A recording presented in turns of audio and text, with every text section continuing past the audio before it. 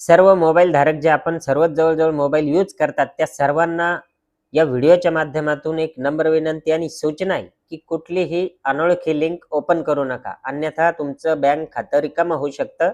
याची काळजी घ्यायची आपण, कारण बऱ्याच जणांसोबत असे प्रकार दररोज घडत आहेत।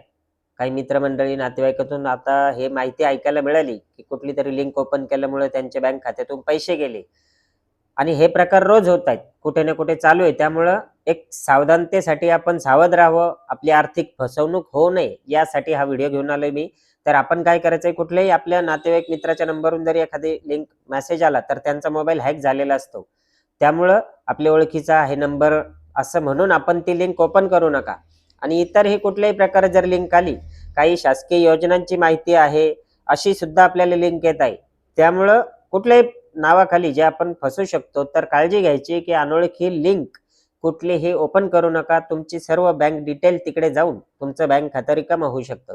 मग टेक्स्ट मेसेजवर असेल किंवा व्हॉट्सअपद्वारे असेल, आपल्याला मोबाईलवरती ही लिंक येऊ शकते, तर काळजी घ्या, अनोळखी लिंक ओपन करू नका। आपल्या आर्थिक फसवणुकीपासून सावध राहा। धन्यवाद।